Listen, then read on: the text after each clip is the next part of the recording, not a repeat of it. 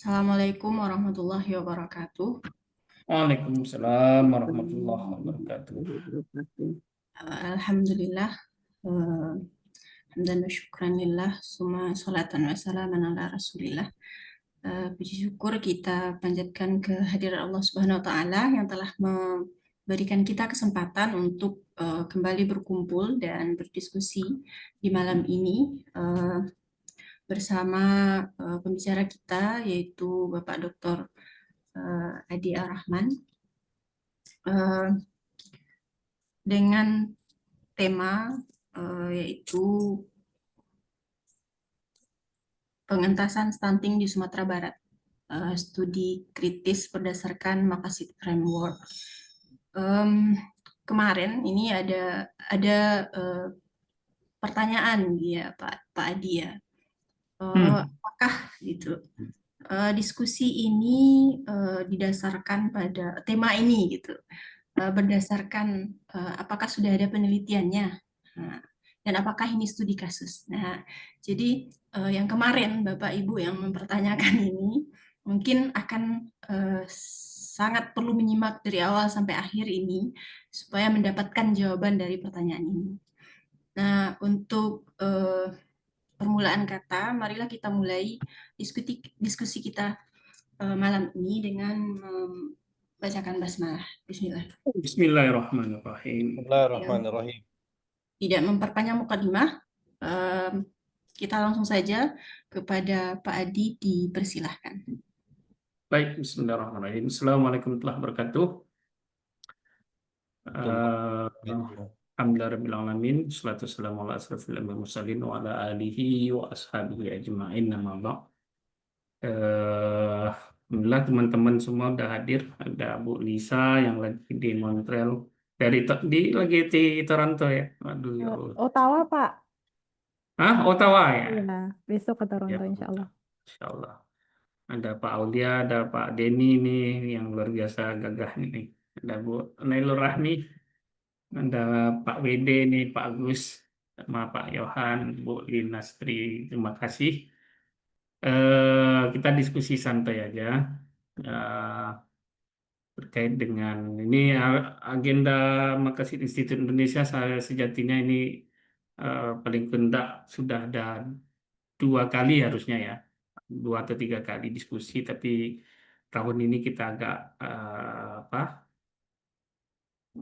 nggak tahu lah sebabnya apa. Yang pasti hari ini baru kita bisa menyelenggarakannya.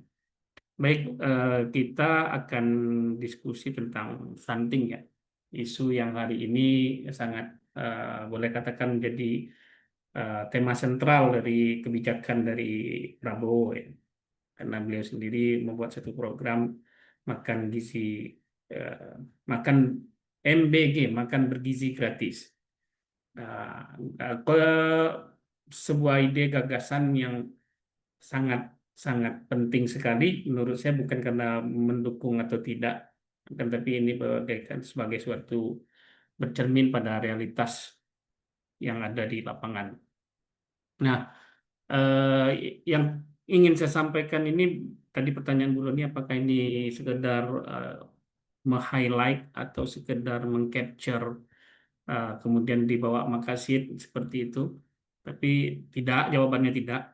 Tapi ini memang basis pada riset yang kami lakukan di Sumatera Barat. Saya izin share screen ya.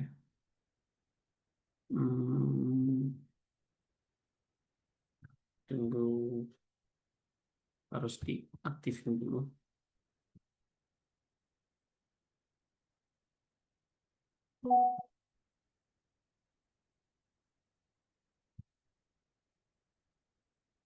Oke, sudah bisa dilihat? Sudah bisa ya?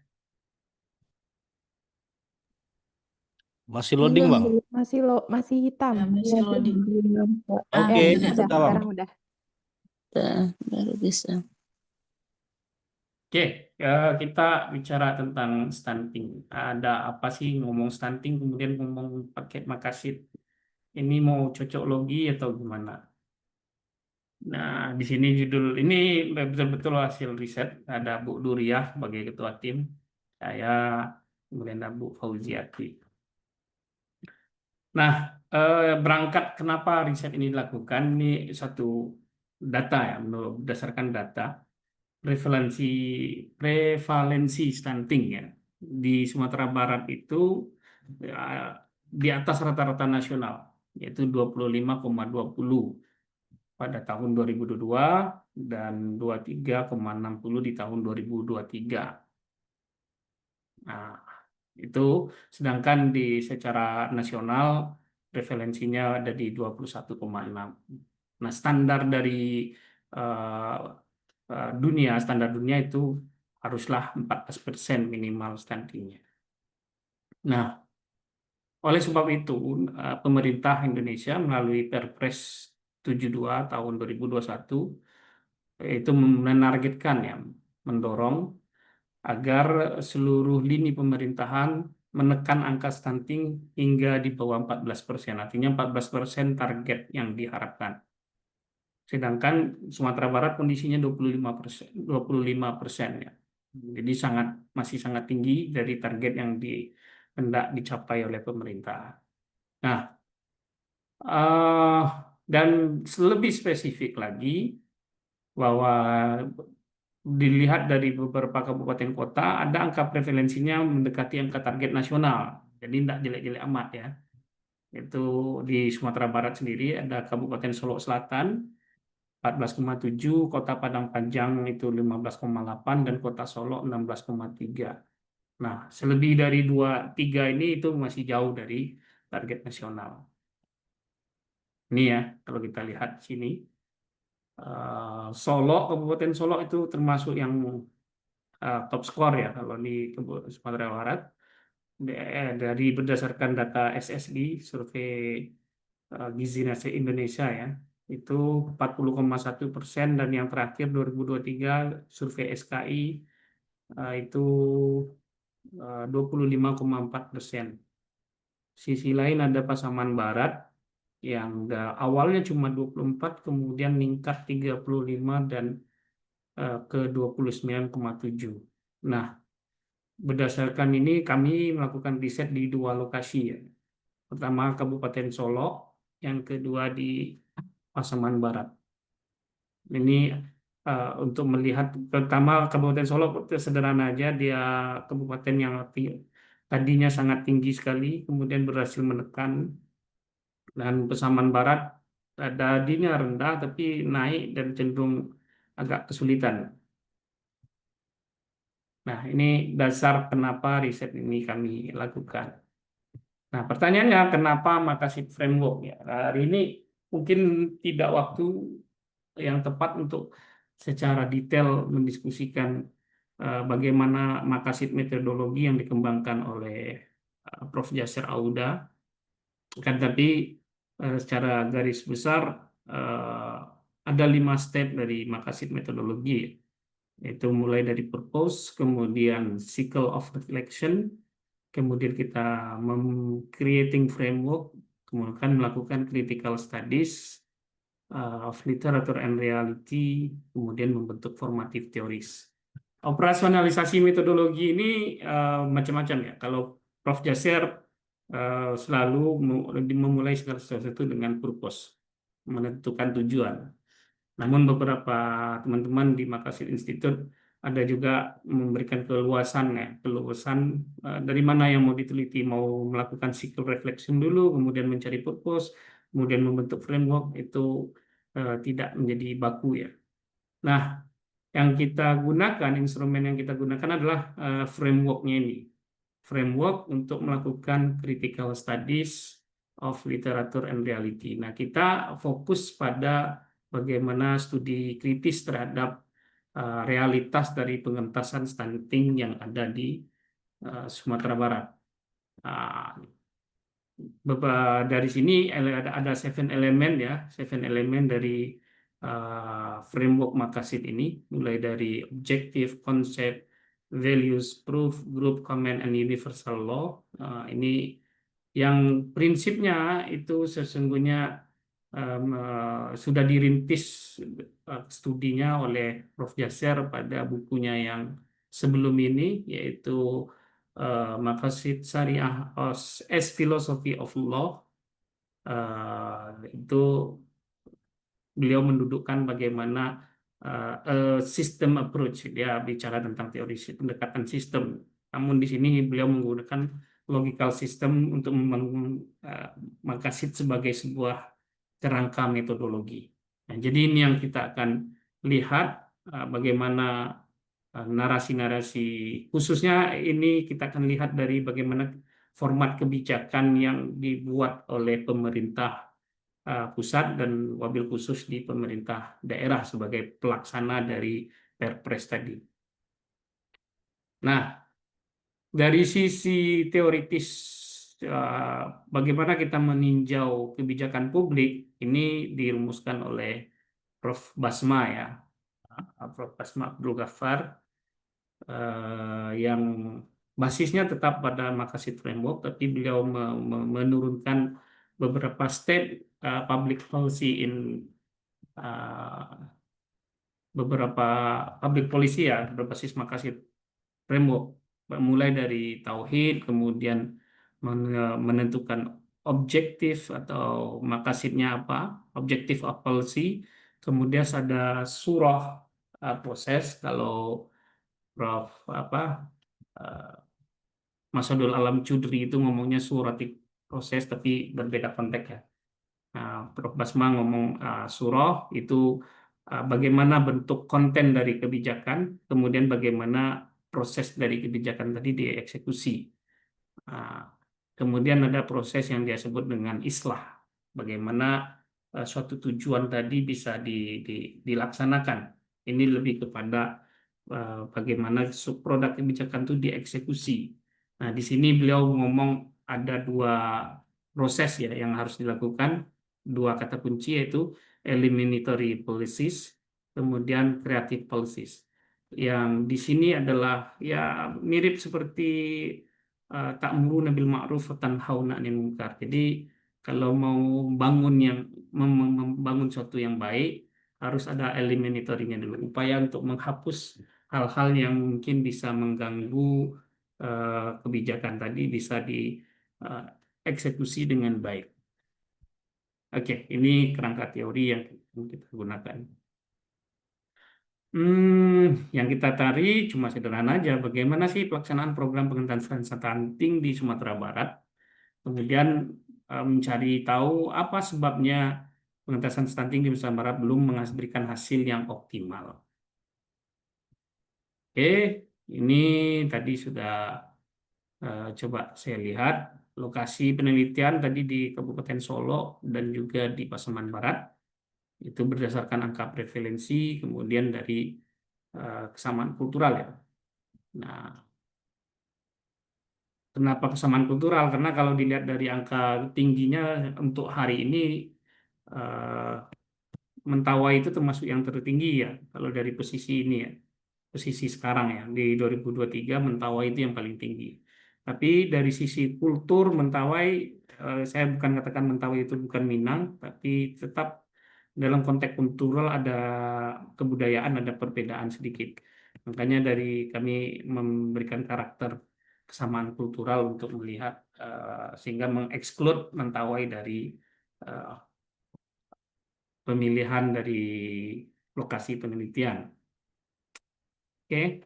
Nah, data itu kami lakukan survei, kemudian wawancara mendalam baik dengan pemangku kebijakan, pelaksana seperti satgasnya, kemudian juga langsung turun ke lapangan dengan yang apa ya sasaran dari intervensi stunting ya. Nah, beberapa temuan ini berdasarkan data semuanya. Di Kabupaten Solo, sesungguhnya yang menyedihkan itu ketika di Kabupaten Solo adalah saya melihat realitas data bahwa kabupaten di mana saya, kecamatan di mana saya, kampung halaman saya ada itu menjadi dengan tingkat prevalensi tertinggi, yaitu Kabupaten 10 kota di atas. Dan ketika dirunut ke bawah, ternyata yang paling tinggi itu di nagari saya sendiri, yaitu Nagari Sulit Air. Jadi ini agak membuat shock juga, sehingga saya lebih serius lagi untuk mendalami data apa yang sebenarnya terjadi dengan stunting di Sumatera Barat ini. Nah, kemudian, nah ini ya, dari sisi proyeksi keluarga beresiko stunting di di Kabupaten Solok ya, jumlahnya ya, sangat tinggi ya, sangat tinggi, walaupun ada tren penurunan di masing-masing eh, kecamatannya. Ini bisa Bapak Ibu lihat dari 2021 yang jumlah beresikonya di 47.368, 2022 itu berkurang 29, dan di 2023 pengurangannya tidak terlalu signifikan ya dibandingkan dari 2022. Nah, artinya apa? Dengan melihat data beresiko, peluang kemungkinan sekalipun kebijakan nanti kita akan lihat ya, sekalipun kebijakan stunting itu sudah dilakukan, peluang untuk stunting itu akan meningkat cukup tinggi.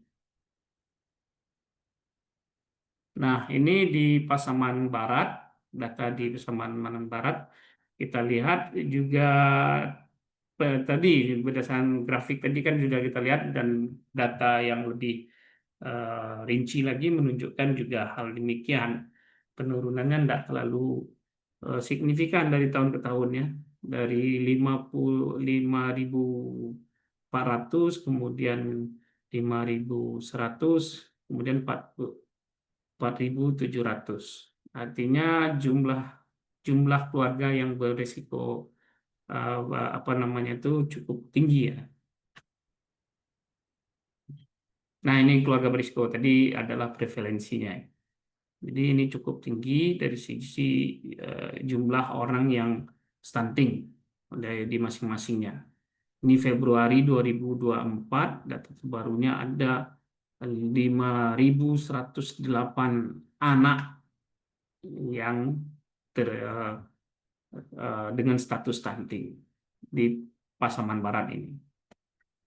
Sedangkan keluarga berisikonya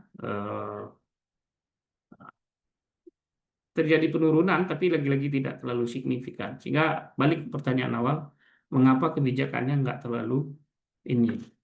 Nah, setelah kami pelajari, beberapa temuan yang bisa kami lihat adalah ini bisnis proses dari kebijakan pengentasan stunting ya. Kalau kita, iya, yes please. Thank you your discussion about economic capital and social. Oke. Maaf ya Bapak Ibu ya.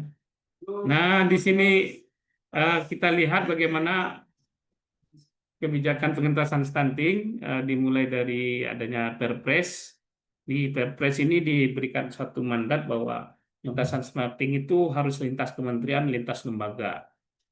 Nah, dari Perpres ini masing-masing daerah membuat peraturan daerah dan juga peraturan bupati, sehingga semuanya seluruh OPD yang ada di pemerintahan daerah itu terlibat. Nah, dari Perda, Perbup, kemudian turun lagi ke Nagari. Nah, Nagari kemudian ujung tombaknya ada di dua ini ya, dua institusi. Yang pertama institusi formalnya adalah Puskesmas, Posyandu, kemudian ada pendamping keluarga masyarakat ya, TPK dan PKM-nya. Ini sebagai satgas. Sasarannya apa? Membentuk keluarga berkualitas. Nah, sedangkan ujung tombak dari OPD itu ada Dinas DP3AP 2KB, kemudian Dinas Kesehatan ya, ini salah. Nah, apa yang mereka orientasikan yaitu bagaimana mengidentifikasi keluarga beresiko stunting, kemudian melakukan intervensi spesifik dan sensitif. Oke. Nah, kalau spesifik ini adalah anak yang kena stunting tapi sekaligus diikuti dengan penyakit sertaan seperti jantung ataupun ginjal atau yang lainnya. Yang ya, kemudian spesifik dan sensitif seperti itu. Nah, ini kalau kita dibuatkan kerangka Makassar framework-nya, di sini kita bisa lihat bagaimana produk-produk kebijakan di 2 kabupaten tadi dilihat dari kerangka Makassar framework ya. Misalnya di sini secara konsep, keyword dari konsep-konsep yang ada di sama prinsipnya seperti di Perpres itu ada konvergensi, stunting, surveillance gizi, kemudian intervensi sensitif dan seterusnya itu. Apa yang menjadi tujuan dari kebijakan itu adalah menciptakan SDM yang sehat, SDM cerdas, kemudian perlindungan masyarakat, memajukan kesejahteraan, mencerdaskan kehidupan, ada pembangunan berkelanjutan, SDM yang produktif, penurunan angka stunting, perdamaian, ketertiban dunia, bla bla bla. Nah, itu objektifnya, tujuan. Nilai-nilai yang ada dalam kerangka kebijakan tadi ada nilai integratif, holistik, kemudian sinergi, koordinatif, kemudian sinkronisasi dan berkualitas. Itu nilai yang diharapkan menjadi penggerak dari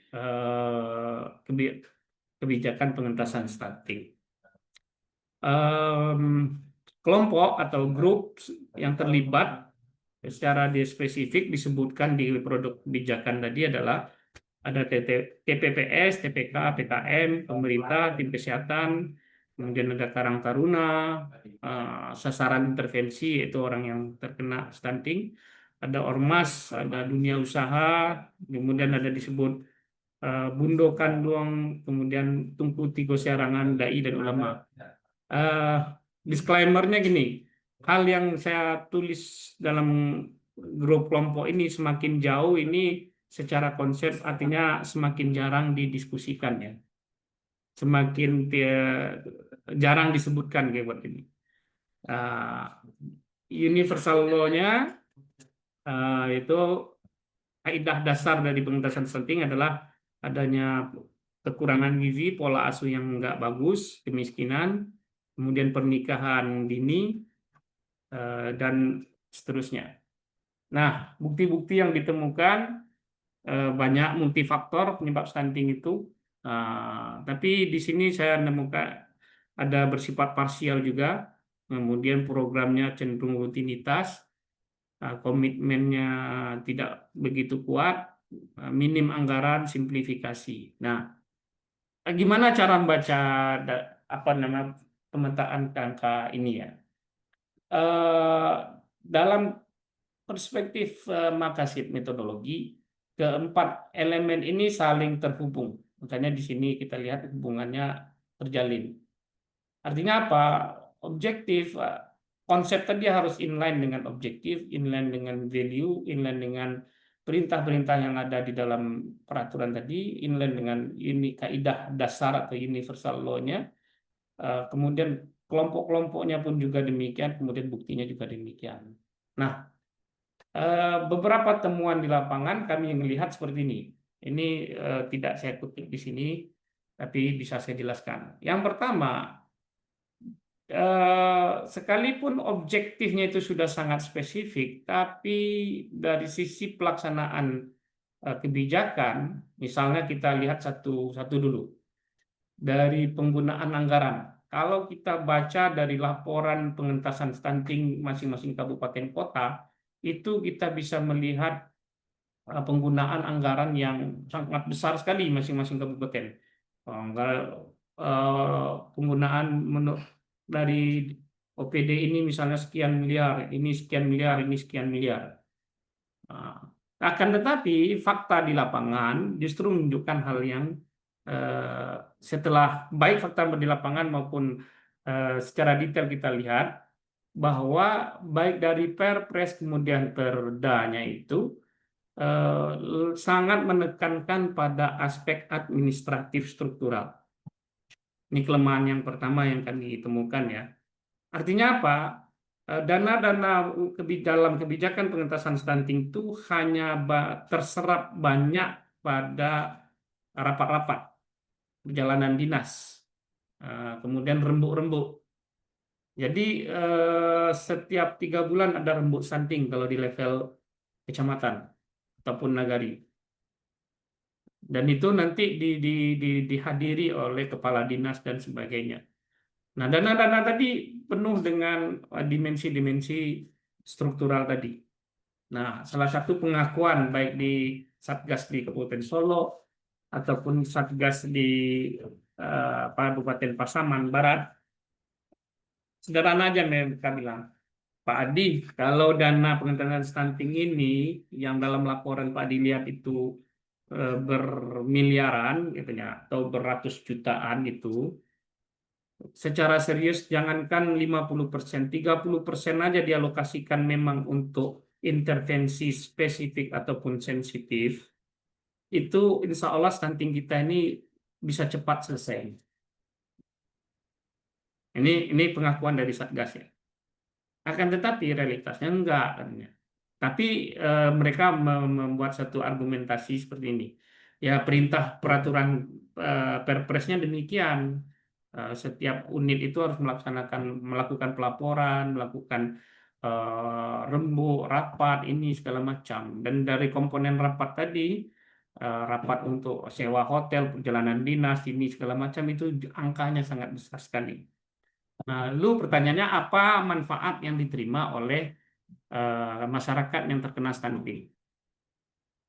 Nah, bukan salah satu dari beberapa itu yang saya temukan, misal masyarakat tadi cuma dapat sekali sebulan pada jadwalnya nanti menerima telur 30 butir, atau nanti dikasih uang per bulan 100.000, kemudian susu 1 kotak segala macam. Yang secara teori memang kalau anak yang kena stunting per hari bisa makan telur 1 butir, insya Allah dalam 3 bulan dia bisa bebas dari stunting. Teorinya kayak gitu. Tapi yang jadi persoalan adalah simplifikasinya. Seolah-olah stunting itu hanya persoalan berat badan yang tidak sesuai dengan tinggi badannya. Jadi penyederhanaan itu definisi operasionalnya ya seperti itu. Akan tapi kenapa stunting ini jadi penting kan ini persoalan masa depan generasi.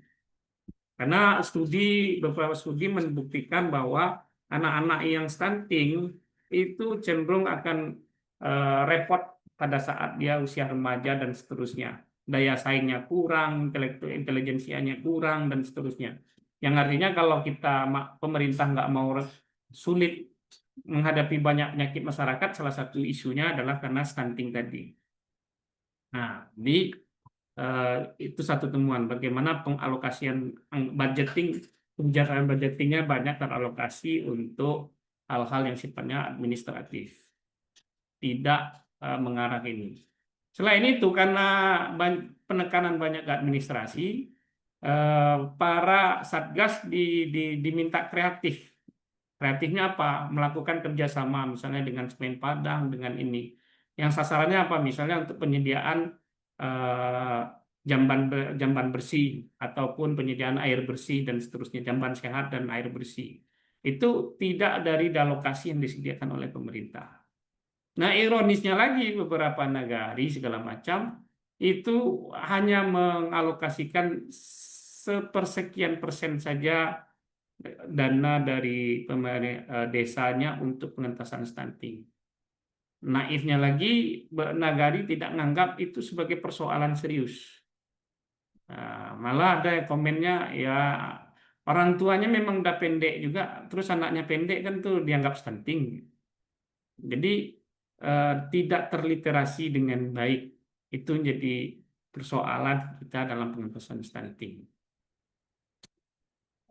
Di lain pihak juga ditemukan ada persoalan literasi yang di sisi masyarakat literasi yang tidak bagus, kemudian dari pelaksanaan kebijakan masing-masing grup ini tidak jalan, boleh katakan jalan sendiri-sendiri, dan ujung tombaknya itu kalau di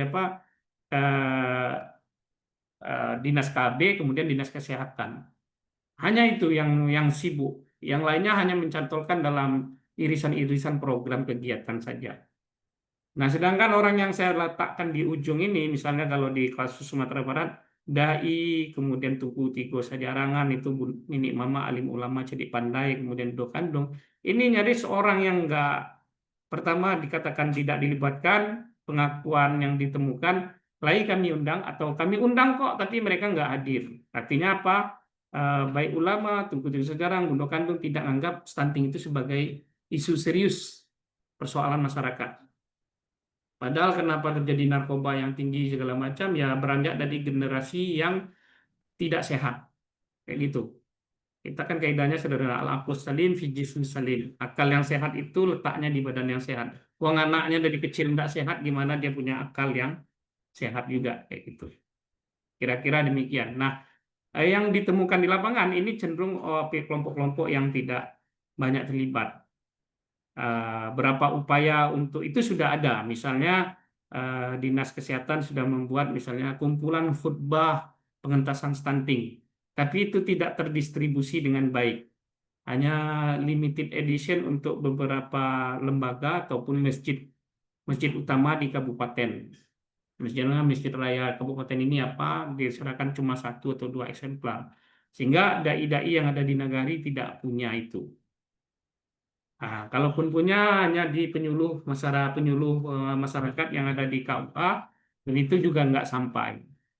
Padahal isu yang ada di lapangan di masyarakat memang persoalan literasi yang kurang bagus, tidak baik tentang pentingnya kesehatan ataupun gizi untuk anak.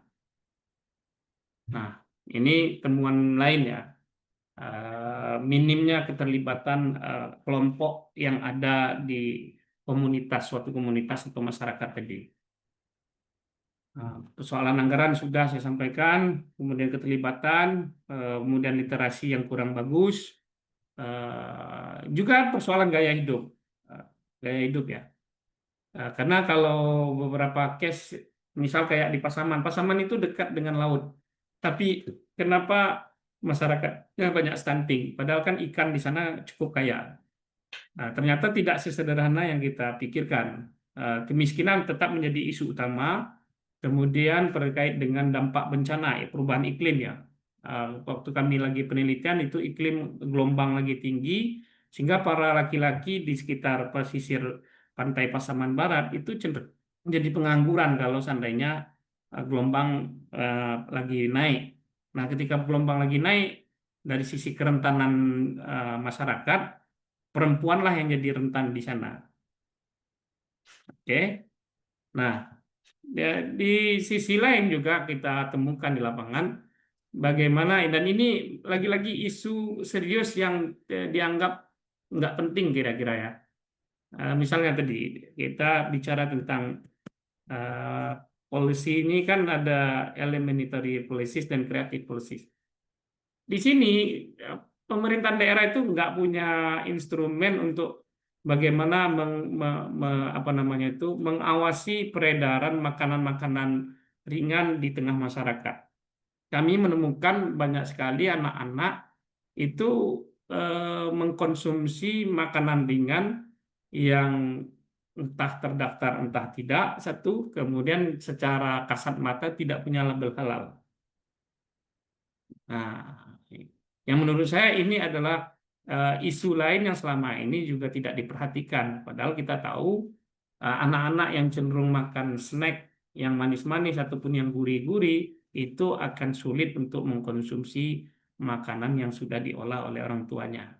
Karena sudah kadung menikmati hal yang demikian. Nah, secara kebijakan itu tidak ada dalam produk pengentasan stunting tadi. Nah, dan banyak temuan lain, misalnya terkait dengan kondisi lingkungan, itu jelas ada yang rumahnya ini dia rumah, di sana juga ada kandang kambingnya dengan segala macam, belum lagi isu jamban yang nggak layak, kemudian air bersih. Nah, gaya hidup juga, misal kayak di Pasaman Barat itu juga lucu. Rumahnya mewah, gedung bertingkat, akan tetapi nggak punya toilet. Jadi mereka punya tradisi, ya udah buka pintu dibuat kayak jamban biasa, BAB-nya langsung jatuh ke air di bawahnya karena di situ kawasan agak rawan. Dan itu terjadi.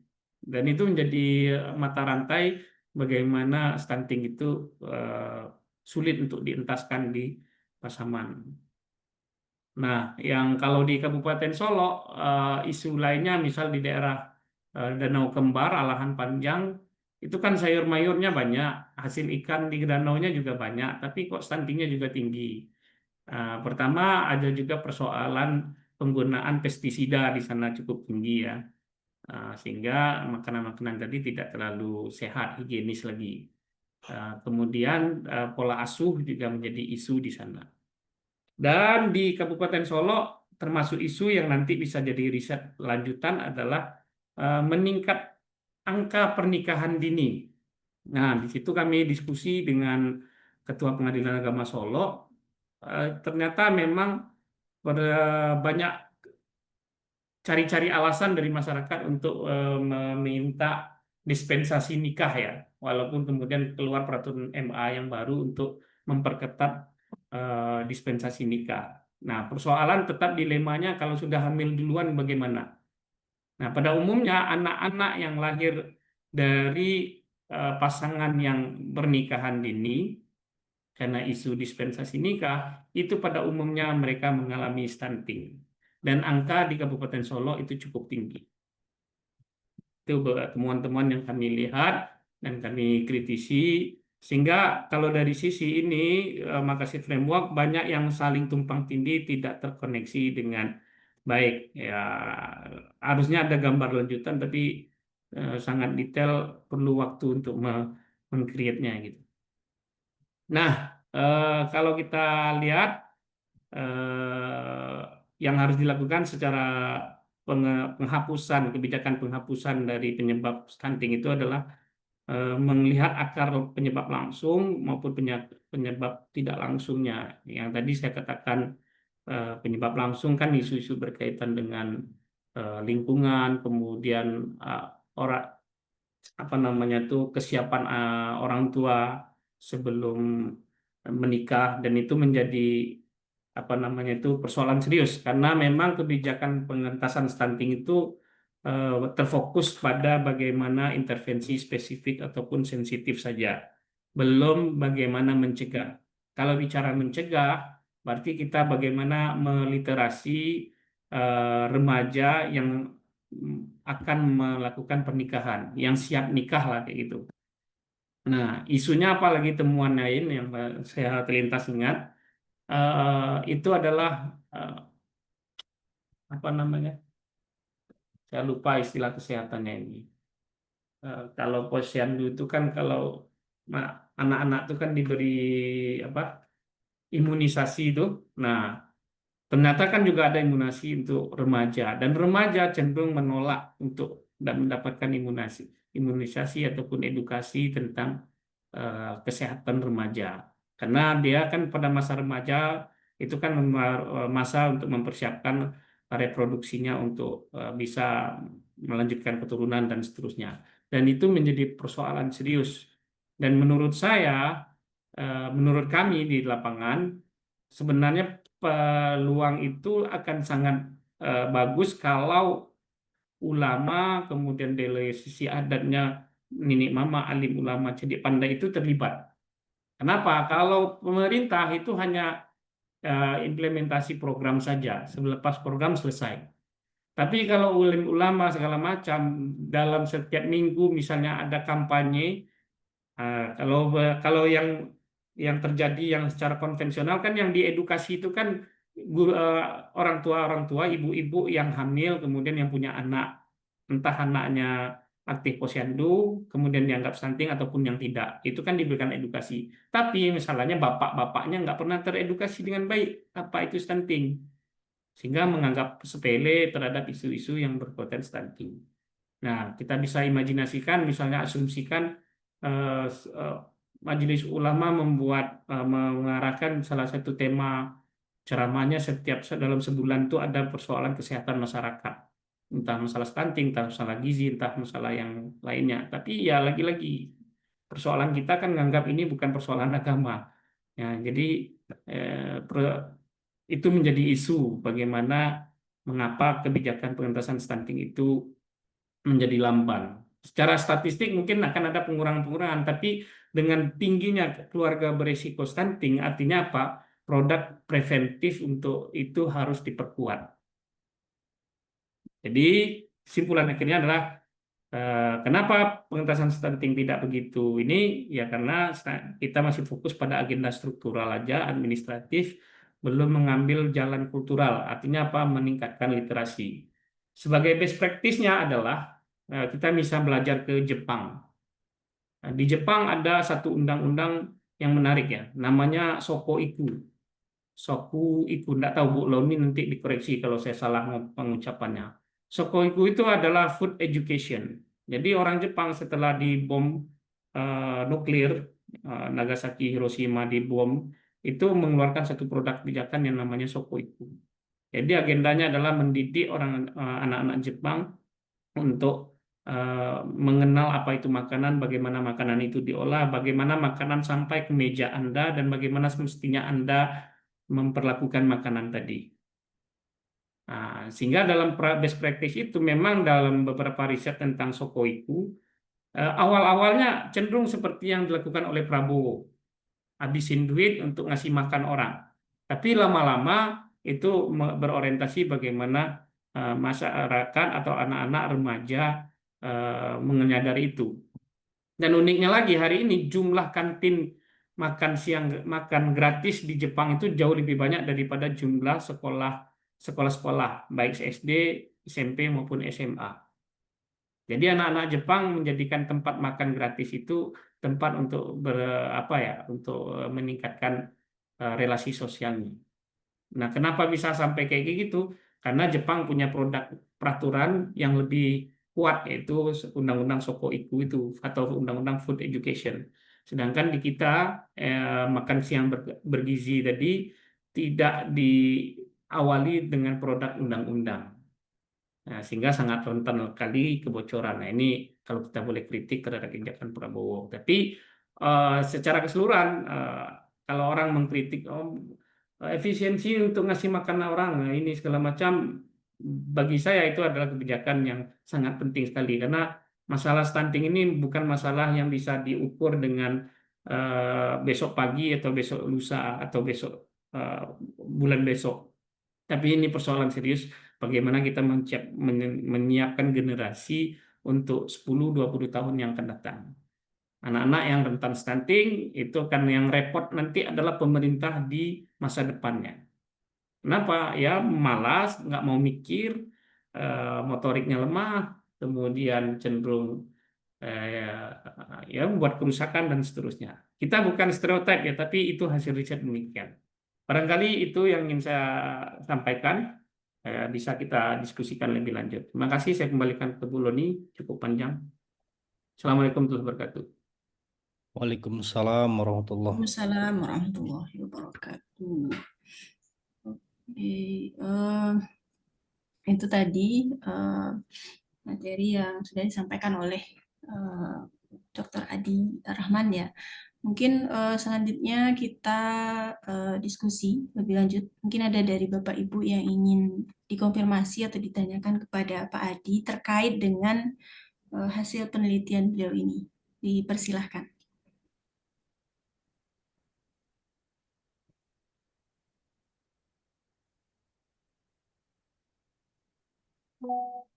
Oke, silahkan. Izin moderator.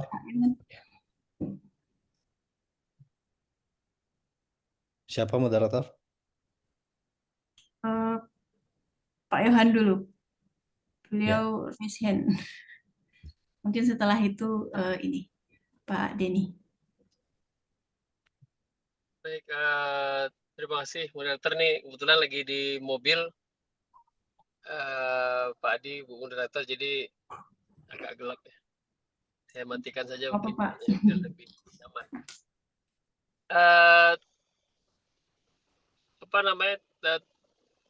Penelitian sangat komprehensif, Dr. Adi. Saya melihat isu stunting itu memang isu yang memang menjadi PR besar bagi Indonesia dalam rangka menuju Indonesia Emas 2045. Dan kita lihat di zaman pemerintahan Jokowi, isu ini memang terus digalakkan dalam rangka untuk bagaimana Indonesia memiliki kesiapan yang baik sehingga memang stunting tidak menjadi beban dalam bonus demografi yang akan kita hadapi dalam 5 tahun ke depan. Merujuk kepada apa yang telah Dr. Adi sampaikan, bagaimana Makassar Framework ini bisa menjadi perspektif dalam penanganan stunting di Sumatera Barat, tentunya ini menjadi hal yang bisa diterapkan oleh pemerintah provinsi. Bagaimana dengan melibatkan ormas, melibatkan Bundo Kanduang, MUI dan lain sebagainya, ini hal yang bisa ditempuh. Cuma kan persoalannya program ini kan rata-rata program populis, dokter kan. Ketika pemerintah lagi mengenjot stunting, pemerintah provinsi stunting. Ketika mengenjot koperasi merah putih, koperasi merah putih. Ketika mengenjot nanti soal sekolah rakyat yang disampaikan. Jadi saya pikir memang bagaimana cara efektif masyarakat ini tidak lagi melihat stunting ini memang PR negara, tapi memang menjadi PR masyarakat gitu, Dr. Adi kan. Itu yang PR besar juga, lembaga adat, ormas.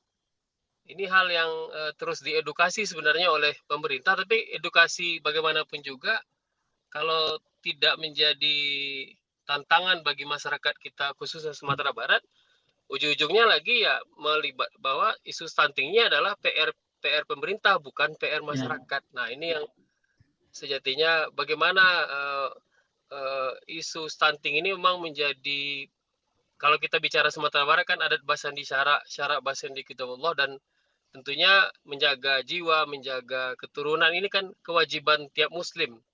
Tapi stunting ini lebih banyak dilihat sebagai PR pemerintah bukan PR masyarakat muslim Sumatera Barat. Dan itu mungkin bagaimana ininya Dr. Adi, ormas atau Bundo Kanduang atau MUI ini menyadari dengan baik bahwa ini adalah kewajiban kita semua umat Islam dan rangka menjaga keturunan kita untuk menyiapkan generasi yang terbaik. Mungkin itu minta penguatan atau bagaimana yang Dr. Adi temukan terkait dengan penelitian di stunting tersebut. Terima kasih, Dr. Adi. Baik, mungkin langsung aja Bu Lani atau Ya, gimana? silakan langsung aja tadi. Ya, baik, terima kasih. Memang isu ini tadi approach dari kebijakan ini sangat populis ya. Tadi kalau kita bisa kita ambil model di Jepang, harusnya Prabowo hari ini menurunkan dulu undang-undang tentang food education misalnya, pendidikan makanan. Ya kalau jangan ya kita contoh Jepang, kenapa Jepang itu sekarang isunya bukan stunting tapi overweight gitu kan, obesitas.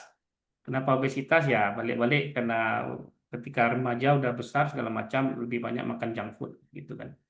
Ya, itu isi beberapa temuan. Tapi tetap bagaimana mereka mengatasi stunting itu sangat bagus sekali. Yaitu sarana dengan meningkatkan literasinya terlebih dahulu.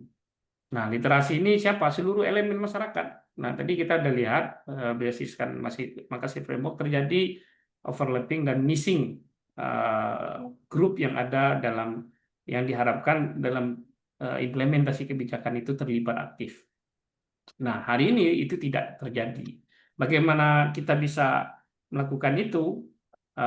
Misal, kalau di kasus Sumatera Barat, memang perdanya sendiri tidak mengakomodir, tidak mengamanatkan ini salah satu keterlibatan alim ulama ataupun nenek mama dan Bundo Kandung dalam pengentasan stunting.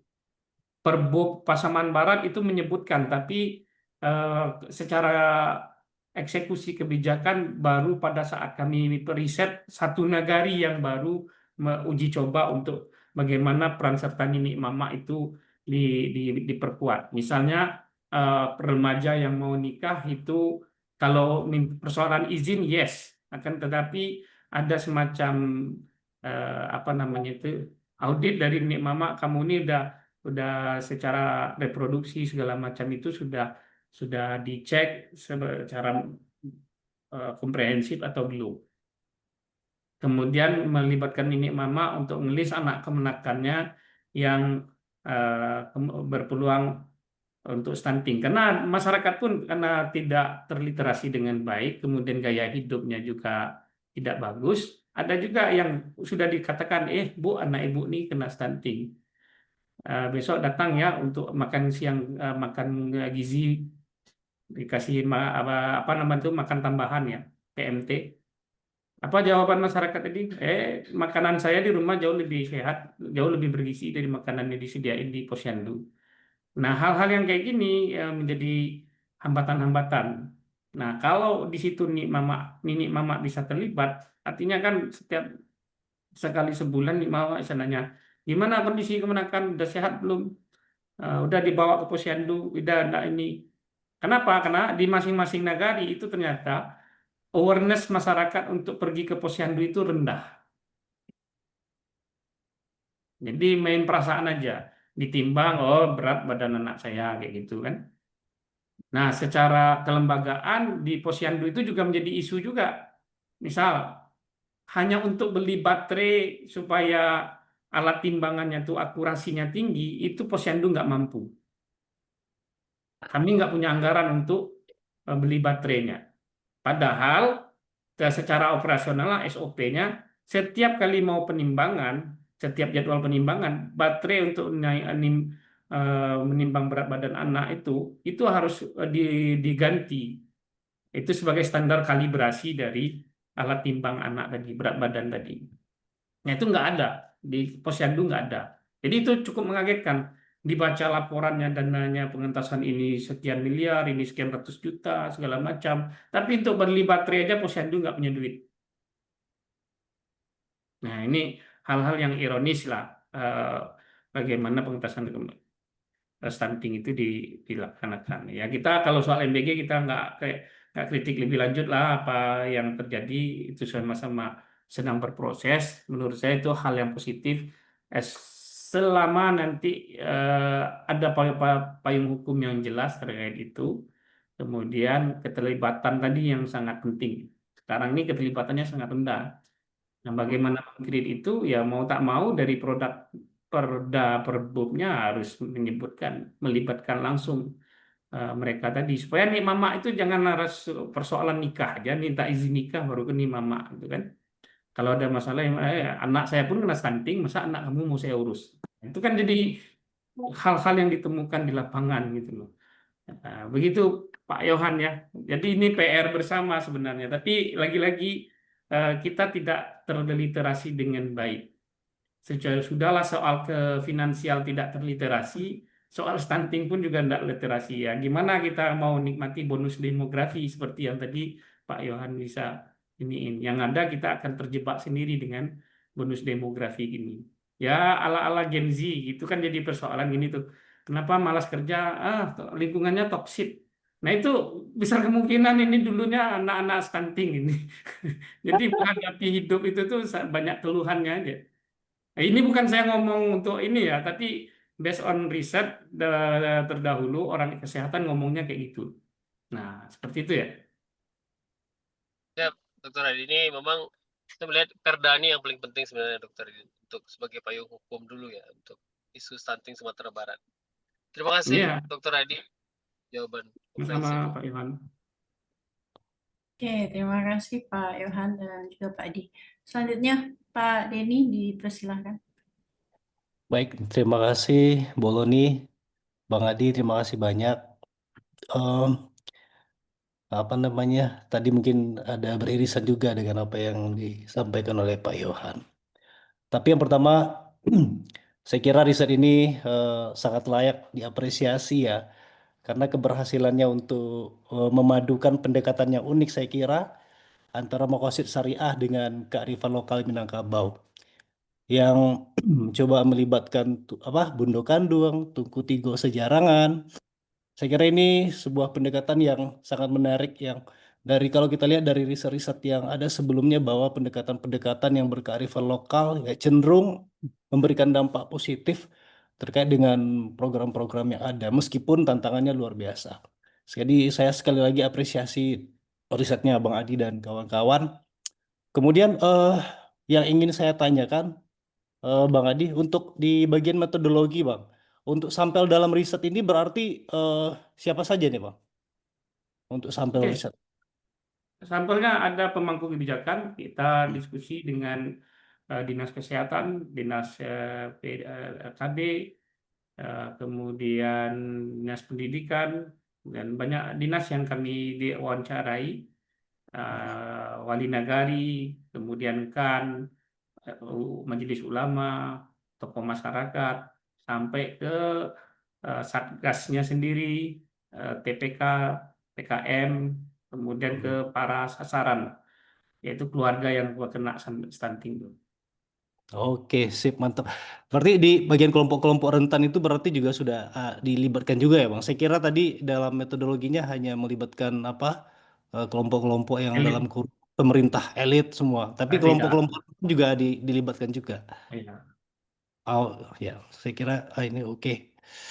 Terus ada nggak Bang dari riset ini yang menjadi rekomendasi nanti bagi teman-teman? Saya kira mungkin dari perspektif filantropi, saya kira juga menjadi bisa Ya. dikatakan sebuah model ya, sebuah model Ya, strategi yang sebenarnya solutif nanti.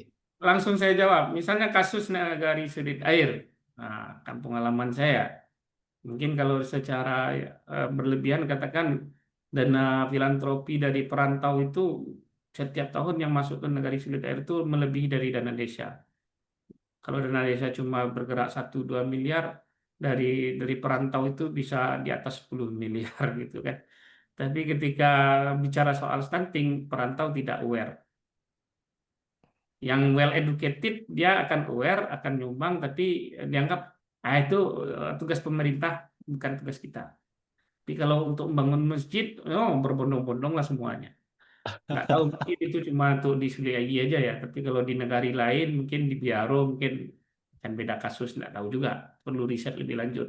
Kenapa? Karena kalau dan itu diakui di dinas di Satgas, memang selama ini mereka nggak aware bahwa potensi rantau itu bagus untuk dimanfaatkan untuk pengembangan program-program pengentasan stunting. Ya lagi-lagi karena duit yang ada tadi banyak untuk habis untuk rapat, untuk jalan dinas, untuk koordinasi, untuk rembu ini, rembu itu. Sedangkan untuk yang langsung direct berimpact ke masyarakat itu sangat kecil sekali jumlahnya. Gitu. Dan itu pun nanti ujung tombaknya dana desa sebenarnya. Kalau boleh jujur-jujur, fair-fair, pengentasan stunting itu dananya dari mana? Dana desa. Jumlahnya berapa? Paling negara itu alokasinya antara 50 sampai 70 juta. Di Pasaman yang agak edan diminta wajib 20% harus menggunakan mengalokasikan dana untuk pengentasan stunting. Tapi nanti 20% itu untuk rapat ini, rembuk stunting, rembuk ini, rembuk itu. Yang direct untuk para untuk intervensi sensitif ataupun spesifik itu sangat minim sekali. Jadi masalahnya di situ. Jadi wajar aja Prabowo marah-marah, kemudian beliau kebijakan efisiensi segala macam. Nah, ya kita yang entah yang berbasis latar belakang ekonomi segala macam itu akan ngamuk-ngamuk kan. Ya kita ngerasain itu memang efeknya duit kurang apa kurang, tapi ya memang bocor semuanya itu. Jadi saya antara mau mengkritik kebijakan Prabowo mau enggak itu tuh dualisme. Satu sisi realitasnya kayak gitu loh. Program yang harusnya memang butuh duit banyak, tapi bocornya hanya untuk kantong-kantong pejabat, untuk rapat, untuk ini. Maaf, agak keras sedikit. Skip. Terima kasih. Oke, terima kasih Bang Adi. Selamat untuk Bang Adi dan kawan-kawan. Saya kira riset ini keren sekali, sangat membangun dan kritis juga. Dan ini riset ini melahirkan banyak ide-ide riset selanjutnya ini, khususnya dalam perspektif filantropi yang barangkali perlu digarap untuk selanjutnya. Ya boleh nanti akhir pekan saya ke Padang, kita diskusiin. Ya, terima kasih Bang Adi. Selamat, selamat. Yuk, sama-sama. Oke, terima kasih Pak Denny dan Pak Adi. Ini ada pertanyaan dari Fauzia Ulir Rahmi. Apakah maqasid framework ini sama dengan maqasid syariah? Atau maqasid yang dimaksud di sini tidak terkait dengan maqasid syariah? Lalu di mana letak 5 penjagaan jika masih terkait dengan maqasid syariah? Silahkan langsung. Oke, kita tunggu dulu. Silakan Pak Adi. Baik, ini jawabannya sangat metodologis. Saya pikir penjelasan singkat saya tidak akan memberikan ini ya. Di Makassar Institute, metodologi Makassar ini sudah berkembang, katakanlah sangat jauh. Artinya apa? Apakah Daruril Khamsah itu tidak digunakan? Itu digunakan. Jadi dalam ya, secara metodologi ada yang namanya hierarchy based maqasid. Nah, itu hierarchy based ya, kita maqasidul khamsah itu digunain. Yang levelnya ada daruriyah, haji, atas ini ya. Kemudian secara kebijakan nanti ada darul apa namanya itu Saduz Zara'i, Fathuz Zara'i. Itu proses kebijakannya seperti itu. Jadi agak komprehensif penjelasannya. Barangkali ini kalau Ibu berkenan nanti bisa ikut seri Advanced Maqasid Metodologi langsung dengan Pak Jasir Auda. Atau kalau enggak nanti mungkin kami bisa menginisiasi, karena kalau Pak Jasir, mohon maaf, saya yakin Bapak Ibu punya kompetensi bahasa yang bagus. Namun tidak nutup kemungkinan nanti kita buatkan sesi dari Makassar Institute Indonesia untuk membahas tentang Makassar metodologi yang itu pengantarnya dengan berbahasa Indonesia nanti. Karena kalau dijelasin ini sederhananya gini Bu, apakah Makassar yang dimaksud tidak terlibat dengan Makassar syariah? Sangat terlibat. Tapi apakah framework jadi Pak Jasir ingin membangun suatu framework. Kalau Daruril Khamsah yang penjagaan yang lema Hifzuddin sampai Hifzul Mal, Hifzul Nasal itu nanti kita hanya sekedar mencocokkan, oh ini untuk melindungi ini, oh ini untuk melindungi ini. Tapi kita tidak bisa menganalisis lebih lanjut di mana suatu proses atau bisnis proses dari kebijakan ataupun fenomena ataupun konsep ataupun paradigma tadi itu missingnya di mana. Nah, Makassar framework itu bisa kita gunakan untuk memberikan model itu. Nah, jadi sebenarnya nanti di proses yang pertama cycle of reflection kemudian menghasilkan framework itu kita gali dari Al-Quran langsung, dari Al-Quran dan hadis dan sunnah. Nah, sehingga misal kita ngomong stunting, dalam Al-Quran tuh apa sih? Al-Quran ngomong apa soal stunting misalnya?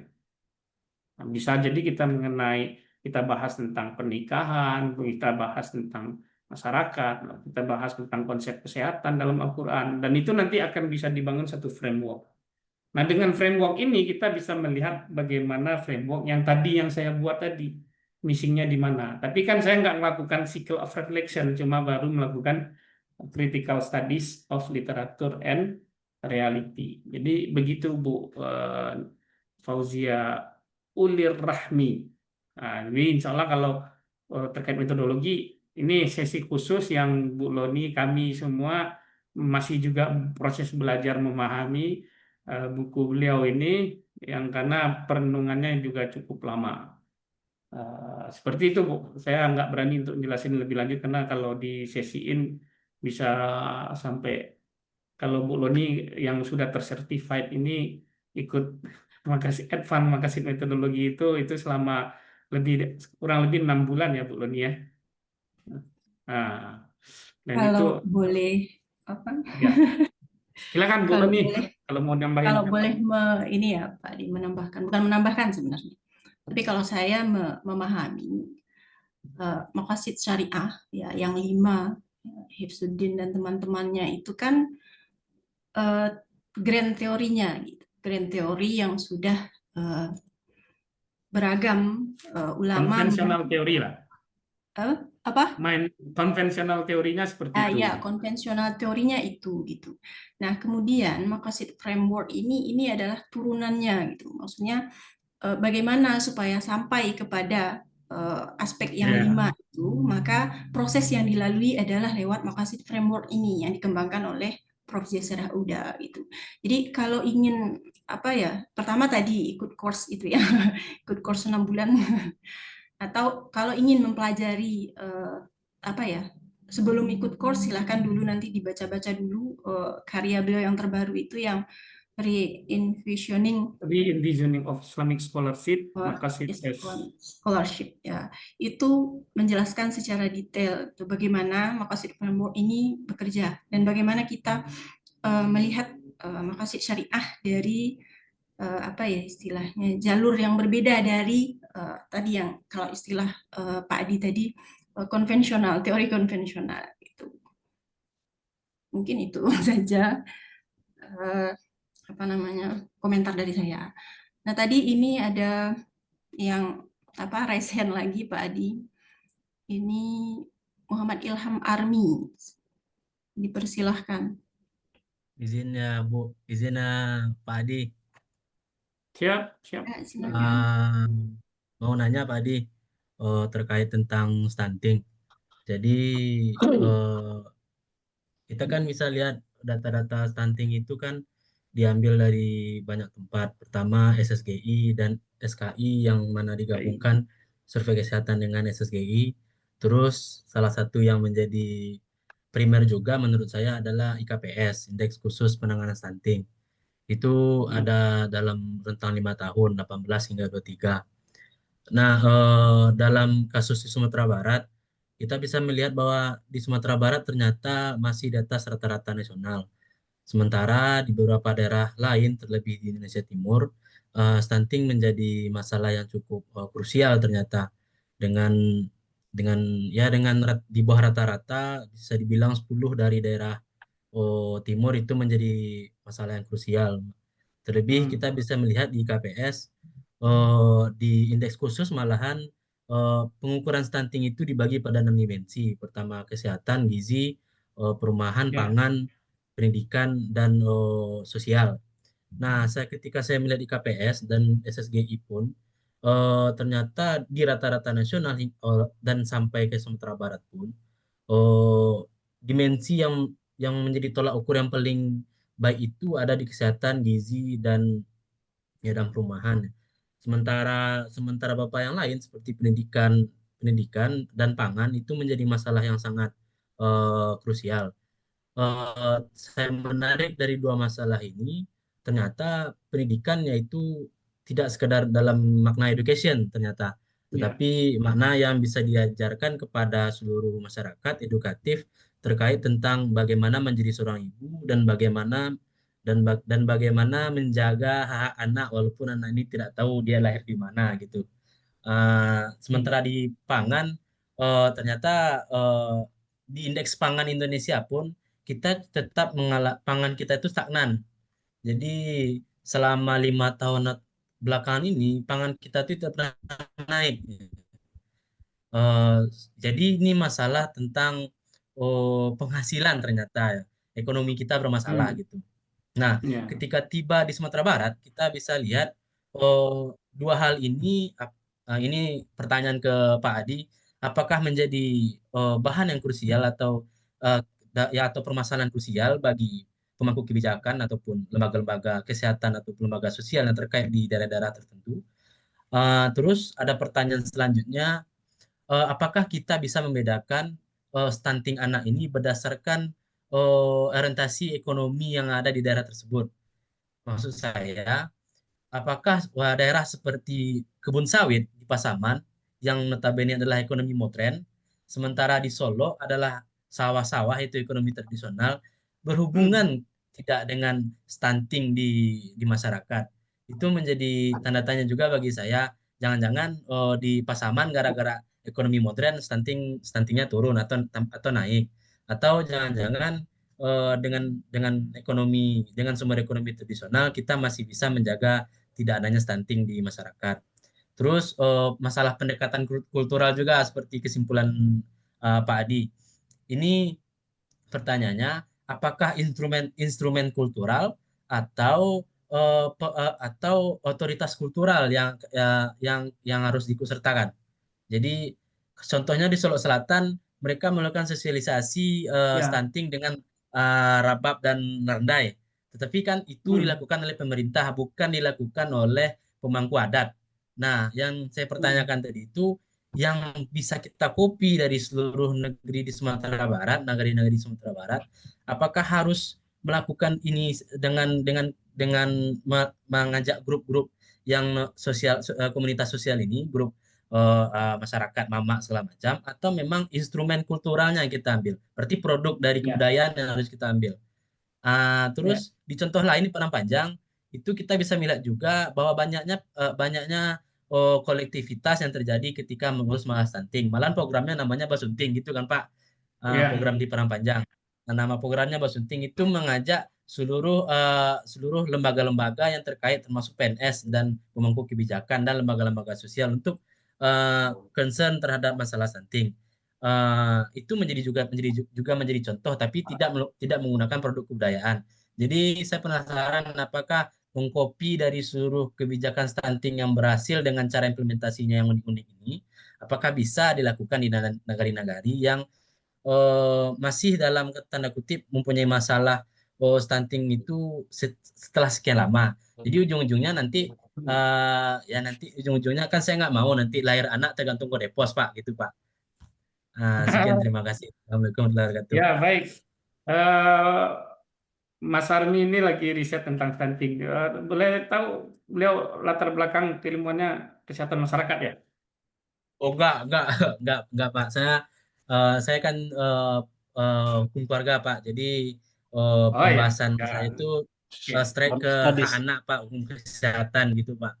Dan Jadi kemarin tuh saya cuma belajar gitu Pak, mana masalah hak anak bisa ya. di dalam lingkup hukum keluarga gimana sih Tapi hitungannya gimana sih ya? ya, tapi apa namanya itu pandangannya landscape terkait bagaimana mengcapture stunting cukup keren ya, bagus. Memang beberapa inisiatif kreatif itu beberapa daerah kita bisa lihat cukup bagus. Misalnya di negari Jawi-Jawi itu mereka melibatkan otoritas sekaligus instrumen ya. Ya, artinya apa keterlibatan ini mama ada, kemudian saat yang sama instrumennya juga digunakan. Misalnya program Makan Bajamba. Jadi kalau Anda pergi ke wali naga ke nagari Jawi-Jawi, itu rapat, meeting segala macam nggak ada menggunakan kursi dan meja, itu duduk baselo. Nah, itu bagaimana mereka create itu sehingga itu menjadi budaya yang cukup bagus dan masyarakatnya pun juga mamanya aware terhadap apa yang terjadi di masyarakat. Sehingga program mereka itu adalah zero stunting untuk Kabupaten Solo, Nagari Jawi-Jawi termasuk yang best practice lah pada saat itu. Di Solo Selatan ya itu juga bagus. Nah, tadi kalau pertanyaannya apakah otoritas budaya yang dilibatkan?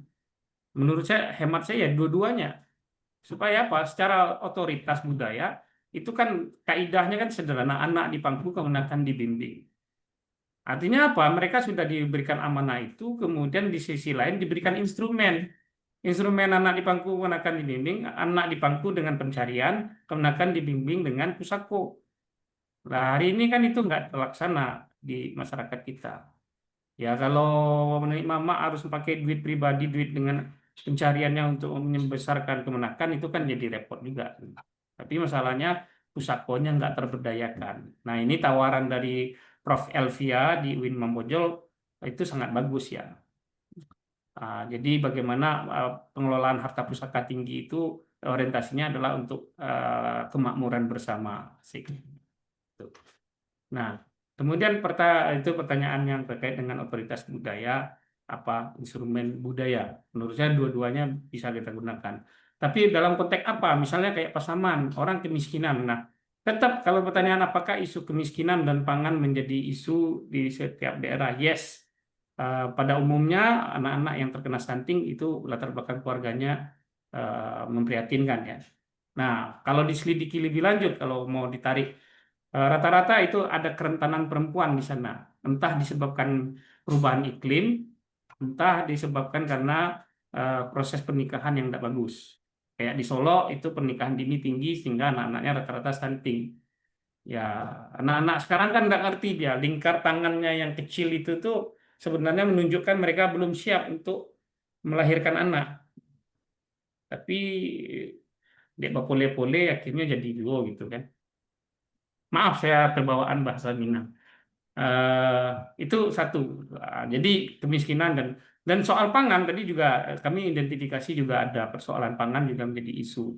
Eh, Misalnya di daerah pesisir, pesisir selatan ataupun pesisir Pasaman, mereka memproduksi ikan, tapi ikan itu bukan untuk mereka konsumsi gitu loh, tapi untuk menghasilkan uang. Menghasilkan uang nanti untuk beli apa? Untuk beli martabak gitu kan, beli bakso. Ini gaya hidupnya jadi persoalan di situ. Eh, Dan di pesisir selatan kabarnya juga seperti itu.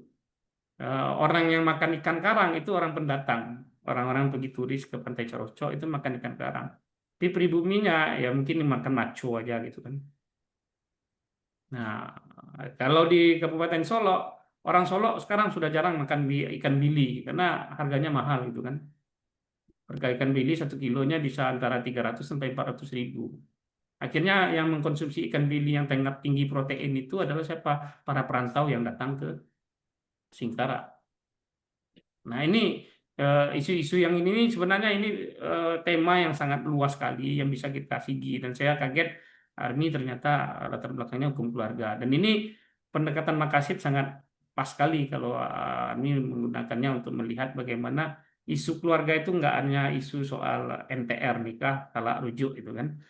Nah, ya karena isu NTR itu pun hadir karena persoalan yang sangat kompleks. Jadi secara kemiskinan itu cukup menjadi isu, pola makan juga, termasuk itu adalah pola asuh. Ya, dalam beberapa case ada yang terjadi pendidikannya bagus, orang tuanya well educated, sarjana segala macam, tapi anaknya stunting. Oh, selidik punya selidik karena pola asuhnya. Ayah sibuk kerja, mami pun sibuk pergi kerja, anak dititip sama orang tua. Nah, orang tua mohon maaf karena pola lama ya dikunyah nasi kemudian disuapin. Kalau anak udah makan bakwan dianggap sudah makan. Pagi-pagi kalau anak udah makan goreng tempe atau bakwan itu sudah dianggap makan. Jadi framework bahwa ada perluan gizi yang lain, protein dan segala macam itu enggak. Setiap orang tua hanya definisi yang penting anak makan. Ya makan lontong tanpa telur itu dianggap makan, walaupun gizinya nggak ada itu kan. Lontong pical ya adalah proteinnya dikit, tapi tetap itu hanya sebatas itu makannya. Nah kalau di Solo tadi saya udah bilang Singkara, Bili yang makan Bili itu nggak ada lagi. Kalau saya dulu waktu masih SMP sering hari Jumat itu paling nggak makanan enaknya itu adalah sampah deh Bili gitu kan. Tapi hari ini nggak ada lagi karena nggak sanggup untuk beli Bili, budidayanya yang langka. Nah, datang di Danau Kembar, isu pestisida, penggunaan pestisida yang masif itu menjadi persoalan baru di sana. Jadi ini sangat ini ya. Dalam konteks hukum keluarga pernikahan dini tadi dan ini saya lupa tuh Pak Uli Alamat kalau dia mendengar itu ada PMA yang baru bagaimana soal dispensasi nikah itu diperketat. Saya lupa PMA berapa. Tapi itu jadi persoalan di Kabupaten Solo itu di kabupaten yang termasuk tinggi angka pernikahan dininya. Maaf, baterai saya low, nggak harus komen.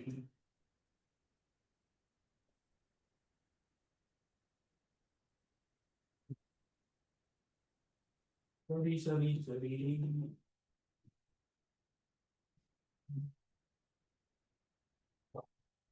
Termasuk tadi masalah pendidikan betul sekali. Pendidikan bukan karena soal tahu tidak tahu dan segala macam. Dan jadi memang ini multi perspektif, multidisiplin yang perlu kita lakukan. Tapi setidaknya perlu kita riset ini sudah memberikan insight bagaimana kita melihatnya. Kalau yang uniknya salah satu apa ya kader posyandu ataupun pendamping masyarakat mengatakan gini, Pak Di, pengentasan stunting itu sederhana kok. Enggak pun mereka keluar dari garis stunting, kalaulah lewat umurnya nanti secara statistik nggak masuk lagi, nggak dianggap sebagai stunting lagi. Kenapa? Prioritas pengukurannya adalah 0 sampai 3 tahun, 3 sampai 5 tahun. Kalau udah lewat umur situ udah dia nggak stunting lagi. Padahal justru tumbuh kembangnya itu 5 tahun ke atas itu lagi-lagi ininya kan. Nah, jadi antara bias EPPGBM tadi juga data ya, kalau para satgas itu basisnya EPPGBM, GBM ya, yang katanya by name by address. Sehingga kalau pakai data itu konon katanya angka stuntingnya sangat rendah, di bawah 10%, ada di bawah ini. Padahal mereka sebenarnya aware untuk beli baterai timbangan aja nggak punya duit gitu loh. Gimana kita bisa meyakini akurasi datanya? Belum lagi soal tinggi badan, anaknya nangis-nangis, ya udah dipegang kepala, dipegang kaki, pepetkan garisnya, udah itu udah akur saja gitu. Jadi banyak sekali kami lihat di lapangan tuh hal-hal yang sangat tumpang tindih dalam proses pelaksanaan kebijakan. Lagi-lagi garis bawahnya adalah kami melihat bagaimana kebijakan pengentasan stunting. Mungkin demikian penjelasan saya. Pertanyaan-tanya jadi cukup banyak dan sangat komprehensif. Nggak butuh. Maaf moderator, mau ada bertanya? Oke, silakan Bu. Saya Sofia Ulfa. Wah, ini guru saya ini. Ini karena mendengar Sampadeh Bilih tadi, jadi tertarik nih. Assalamualaikum Pak Adi. Waalaikumsalam Bu, salam hormat Bu. Malam. Disclaimer dulu, Bu Sofia ini adalah guru yang membimbing saya waktu S1. Nah, kalau saya ada sedikit pandai nulis, sedikit pandai neliti, ya karena beliau lah dulu yang ngajarin. Terima kasih Bu. Wah, enggak juga. Mohon izin tidak menghidupkan kamera karena satu hal dan lain hal. Ini Pak Adi, tadi disinggung juga tentang parenting ya, parenting terus nanti kaitannya kan kepada orang tua. Jadi saya melihat akar stunting itu adalah ketidaktahuan. Yes. Ketidaktahuan, orang tua tidak tahu cara menyajikan makanan bergizi. Kalau di sekeliling makan bergizi bukan harus yang mahal, bukan harus yang mehong. Di sekitaran mereka ada bayam, ada sayur-sayur yang murah meriah, tapi mereka tidak tahu protein yang ada yang terkandung dalam sayur-sayur atau bahan makanan yang ada di sekitar mereka. Orang tua tidak tahu bahwa gizi buruk itu bisa berdampak seumur hidup. Dampaknya seumur hidup itu mereka tidak tahu. Bahwa gizi buruk itu mempengaruhi perkembangan otak, mempengaruhi perkembangan emosi. Jadi bisa saja ini tadi disebutkan ada orang tua berpendidikan tinggi, bukan mereka tidak tahu bahwa makanan yang mereka berikan itu tidak bergizi, zong aja kosong. Tapi mereka ya pola asuhnya itu memberikan makanan-makanan yang bisa mencetus penyakit-penyakit yang sekarang yang dulu kita tidak pernah mendengar penyakit itu. Ya. Kemudian mereka tahu, tapi terhalang oleh akses ekonomi. Akses dan ekonomi itu sudah biasa kita dengar.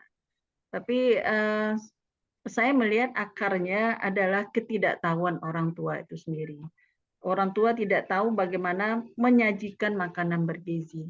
Jadi kalau tadi disinggung di Jepang, mereka tidak saja kalau kita lihat orang Jepang itu menyajikan makanan, mulai atau orang Cina memetik, cara mereka memotong, kemudian tangan mereka memasukkan bahan itu di kuali atau periuknya, mengukus, mereka lebih banyak mengukus. Itu tradisi-tradisi mereka. Nah, mungkin kita punya muatan lokal juga nih Pak Adi, yang dibangkitkan, yang didekati orang tua itu memanfaatkan muatan lokal. Ya. Sehingga stunting itu tidak hanya sekedar angka-angka yang diberikan oleh pemerintah, tapi kita sentuhlah orang tua dengan membangkitkan motivasi bahwa mereka punya potensi. Nah, kemudian menarik juga tadi disinggung tentang pola asuh. Memang ya pola asuh yang kurang tepat, parenting. Kita lihat aja di sekeliling kita teman-teman yang pendidikannya tinggi, siapa yang tidak tahu bahwa ini bergizi tidak bergizi. Makan ciki-ciki, makan makanan yang tidak ada gizinya itu mereka biarkan kepada anak-anak mereka. Malah bayi pun mereka berikan yang masih di bawah usia di bawah balita, mereka berikan makanan yang tidak bergizi itu. Mereka tahu bahwa itu tidak bergizi, tapi pola asuh yang tidak tepat yang dimiliki oleh orang tua. Jadi menurut saya mungkin ya, tadi juga disinggung ini, ada pernikahan dini, kemudian ada kebiasaan toilet di Pariaman, kemudian sayur mayur yang banyak di Solo. Itu kan beberapa variabel yang bisa sebenarnya pengaruhnya terlalu jauh. Kalau dalam kuantitatif itu kan ada disebut dengan variabel antara. Signifikansinya mungkin tidak terlalu ya perlu dibuktikan lah nanti dalam angka-angka ya koefisiennya itu. Ya, tapi menurut saya akar masalahnya memang pada ketidaktahuan orang tua itu. Tapi jangan salahkan orang tua yang tahu itu harus orang tua yang sekolah, enggak juga. Banyak orang tua yang tidak sekolah tapi anaknya berhasil dan tidak stunting. Itu karena mereka sadar pola asuh mereka mempengaruhi pertumbuhan tumbuh kembang anak secara fisik dan secara emosi. Jadi menurut saya mungkin yang perlu bagaimana kita mengubah sistem atau pola asuh atau mindset orang tua, atau kayak kalau pemerintah saya lihat hanya sibuk dengan angka-angka. Stunting bukan hanya berkaitan dengan angka-angka, bukan statistik. Nah, bagaimana kita mengubah sistem kemudian membuat solusi yang bisa diakses oleh masyarakat. Ya, menarik penelitiannya karena masih banyak orang tua tidak begitu mempermasalahkan masalah stunting.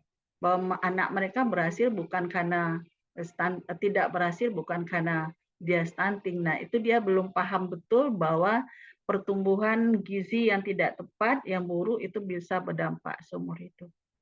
Demikian saja Pak Adi. Ini karena tertarik ya Pak Adi tadi ya. Masuk ke ya memang stunting. kalau makasih Bu. Memang kalau dari dibuat statistik ya memang tingkat signifikansi variabel kayak makanan yang tersedia itu memang agak jauh, tapi kita ngelihat bagaimana lokalitas tadi bermain seperti itu. Dan di sisi lain apa yang Bu sampaikan memang betul sekali, dan temuannya memang literasi ini yang sangat menjadi persoalan serius. Entah itu masyarakatnya termasuk alim ulama nih mama nggak nganggap stunting itu sebagai isu soal serius gitu. Jadi padahal sampai saya ngomong Pak Wali Nagari, kalau anak-anak sekarang stunting itu sama aja Pak Wali merepotkan Pak Wali yang berikutnya, Pak Wali yang 5 atau 3 periode setelah beliau jadi Pak Wali Nagari. Kenapa? Buah dari itu tuh ya anak-anak yang nakal sekarang, anak-anak yang mungkin 2 atau 3 periode sebelumnya itu stunting tapi nggak diperhatikan. Nah ini isu-isu yang terlihat, termasuk olah makanan itu di posyandu-posyandu waktu kami di lapangan itu diberikan edukasi ya, bagaimana cara mengolah makanan ini segala macam dan seterusnya. Tapi balik lagi karena belum well educated atau maksudnya well literate. Jadi masyarakat ngomong standar mereka itu bukan standar olahan, benar atau tidak cara ngolah, tapi enak atau tidak makanan tadi dikonsumsi. Nah, jadi ini juga jadi temuan kami di lapangan. Jadi sangat banyak sekali isu ini sehingga banyak perlu pendekatan-pendekatannya sangat banyak yang dilakukan. Di sisi lain memang untuk mengentaskan akar-akar persoalan tadi, literasi di generasi muda, Gen Z atau remaja itu sangat penting sekali. Nah, masalahnya mereka yang sekarang juga nggak peduli. Anak-anak Gen Z ya makannya junk food aja. Siap saji, ini yang penting kan enak, tren dan segala macam. Mereka nggak sadar apa yang mereka konsumsi hari ini itu akan berdampak pada calon janin yang akan mereka lahirkan nanti. Nah, itu kesadaran itu masih juga sangat lemah. Nah, jadi level preventifnya ya kita edukasinya memang harus literasinya memang harus dari anak-anak remaja itu sudah diliterasikan. Karena yang beresiko stunting itu mereka gitu. Nah, misalnya dari tinggi badan, berat badannya, kemudian pola makan anak-anak. Nah, kalau sokoikunya Jepang itu sampai sebelum makan didatangkan petaninya. Anak-anak jangan kamu buang makanan ini karena untuk nunggu satu beras ini butuh waktu 4 bulan misalnya. Harus begini, harus begini, harus begini sampai dia datang ke atas meja. Jadi cara menghormati makanan pun juga masuk dalam format undang-undang Sokoiku di Jepang. Nah, undang-undang kita mana sih yang ngatur bagaimana ini?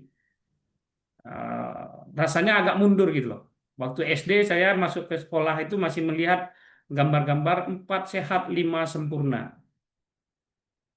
Tapi hari ini kita nggak lihat lagi. Masuk SD itu udah macam-macam itu gambar-gambarnya. Mau SD yang keren maupun SD yang biasa nggak ketemu lagi. Di mana nih kampanye 4 sehat 5 sempurnanya nggak ada lagi. Nah, ini program-program ini yang perlu apa namanya itu sentuhan atau approach tersendiri yang perlu kita tuangkan dalam produk kebijakan seperti itu. Makasih Bu Sofia Ulfa. Insya Allah nanti bisa diskusi lebih lanjut pas di Padang. Bu Leni saya kembalikan. Oke, terima kasih Pak Adi dan tadi juga Bu Sofia. Ini mungkin kayaknya ini yang terakhir ya Pak Adi ya, karena waktunya juga udah larut. Ini Ya. Pak Rusmanto, beliau mau berkomentar, silahkan Pak. Ya, terima kasih Ibu. Assalamualaikum warahmatullahi wabarakatuh. Izin semuanya, Pak Dokter.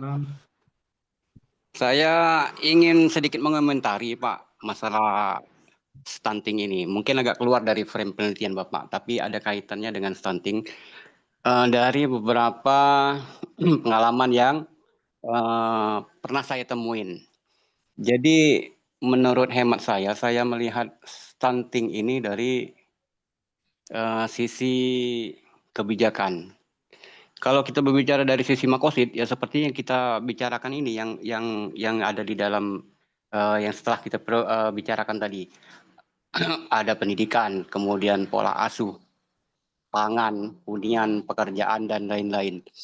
Saya melihat data yang punya Pak Adi di tempat Bapak, mungkin hanya perbedaan angka-angka dengan yang ada di Bangka Belitung.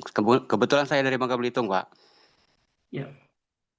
Konteks permasalahannya sama. Itu berkaitan dengan pendidikan, pola asuh, kemiskinan, pangan, hunian, pekerjaan, dan lain-lain.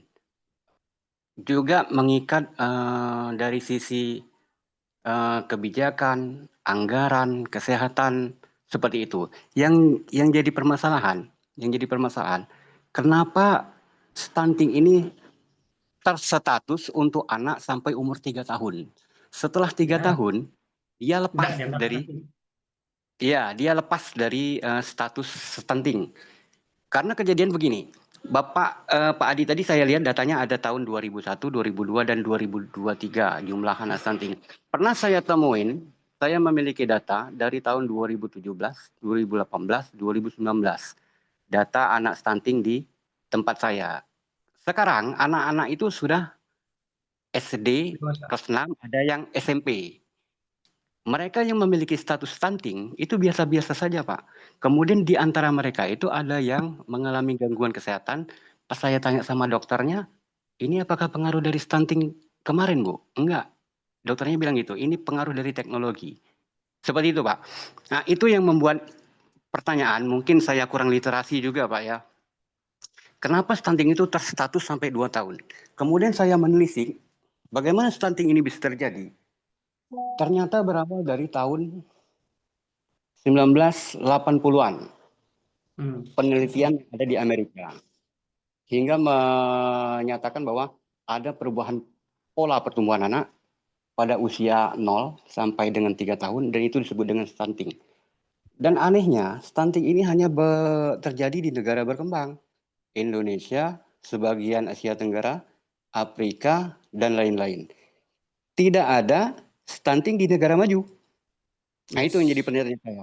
Jadi, kemudian saya menarik kesimpulan dari yang saya baca-baca bahwa stunting ini nggak akan bisa dihilangkan. Status stunting ini di tempat kita nggak akan bisa dihilangkan di negara berkembang dikarenakan dampak daripada penelitian stunting tahun 80 itu sehingga mengakibatkan ada praktek-praktek penganggaran global melalui organisasi dunia baik dari IMF atau organisasi kesehatan WHO, sehingga kita terikat dengan hal itu. Lalu apa dampaknya terhadap kita di negara Indonesia? Itu adalah kebijakan dan penganggaran. Benar kata Bapak tadi bahwa di dana desa itu ada dana untuk stunting. Tapi besarannya itu berdasarkan musdes, Pak, berdasarkan musyawarah desa dan masukan dari kadar pembangunan manusianya. Ada KPM-nya, di situ ada bidan desanya, ada kadar posyandunya. Ada juga kejadian seperti ini. Ada desa yang nilai stuntingnya 0, nggak ada anak-anak di situ. Anak-anak yang terdata stunting oleh kadar posyandu. Kemudian datanglah dari pemerintah kabupaten, jangan begitu dong, minimal adalah 1. Seperti itu kejadiannya. Artinya ini mempengaruhi kebijakan dan penganggaran yang ada di kabupaten dan provinsi. Begitu juga dengan pusat. Jadi kalau kita merucut ke atas, bahwa stunting ini adalah sebuah status yang diarahkan kepada anak-anak kita, dan itu mengarah kepada praktek penganggaran global. Jadi saya bukan pesimis, Pak. Mungkin saya juga kurang literasi, tapi saya meyakini 10 tahun atau 15 tahun ke depan, stunting di desa, di tempat kita, di daerah negara kita yang berkembang tidak akan pernah tertuntaskan. Karena isunya selalu mengikat tentang pendidikan, pola asuh, kemiskinan, pangan, hunian, pekerjaan. Seperti itu. Seperti itu, Pak. Kemudian dari sisi, kita ini berbicara tentang dari sisi makositnya, belum dari sisi pembangunan. Belum dari sisi kesehatan, dokter dan bidan. Mungkin persepsinya beda kenapa itu bisa terjadi. Mungkin dari pola makan, nggak cuci tangan, segala macam, pendidikan. Seperti itu Pak Dokter, saya hanya ingin mengomentari seperti itu. Terima kasih banyak. Baik, terima kasih Pak Rusmanto. Memang apa yang Bapak temukan pengalaman di Bangka Belitung ya sama seperti di Sumatera Barat juga banyak. Nah, makanya kita studi kami ini, riset kami ini melihat bagaimana paket kebijakan yang dirumuskan oleh pemerintah. Nah, sehingga tadi temuan kami pertama ya anggarannya tuh nggak tepat sasaran. Tepat sasaran maksudnya apa? Ya alokasi yang memang langsung ke sasaran intervensi tadi itu yang bergantung pada dana desa ataupun dana dari masing-masing puskesmas. Dan itu nominalnya sangat kecil. Dan dari secara konseptual, ini kerangka Makassar melihatnya, dari awal memang paket kebijakannya itu memsimplifikasi stunting itu hanya persoalan berat badan dan tinggi badan yang tidak sesuai dengan standar. Jadi sangat mensimplifikasikannya. Nah, tadi kalau katakan memang isu stunting isu negara berkembang bukan negara maju. Kenapa? Karena ya akar persoalan ya dari sisi pertama dari apa namanya ekonomi, kemiskinan itu identik dengan miskin dengan stunting, itu memang fakta lapangannya seperti itu. Namun lagi-lagi kita lihat bagaimana produk kebijakan.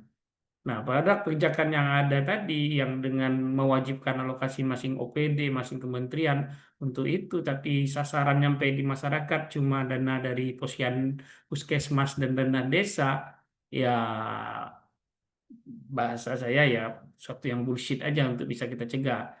Terlebih lagi ujung-ujungnya ya kita tunggu aja usianya 4 tahun nanti udah lewat batas statistik. Nah ini betul kata Pak Rusmanto, kenapa harus dibatasi 1-3 tahun? Padahal keperluan terhadap gizi tadi bukan hanya 1-3 tahun.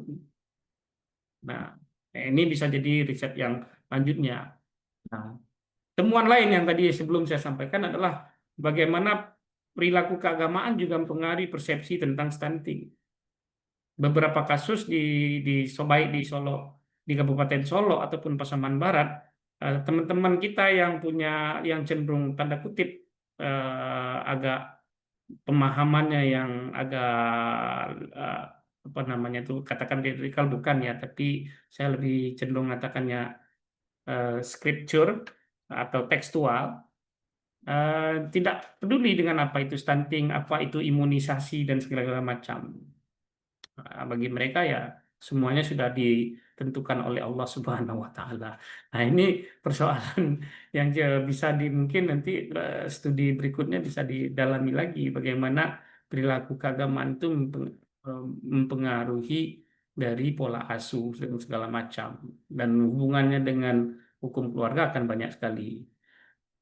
Anyway, lepas dari semua itu, diskusi kita ini memang akan multi perspektif sekali, banyak sekali yang perlu kita ulas. Kan tapi bagaimana produk kebijakan itu jadi landscape yang akan kita lihat sebenarnya. Dan apresiasi dan salam hormat yang setingginya, kita hari ini banyak dihadiri guru-guru kita. Tadi ada Bu Rosalinda, ada Prof. Elvia yang juga hadir, ada Bu Khalidah, Pak Subhan, yang itu guru-guru kita semua di UIN Membonjol Padang ya. Ya sangat apresiasi sih Bu, juga Bu Nailur Rahmi juga hadir dan yang lainnya.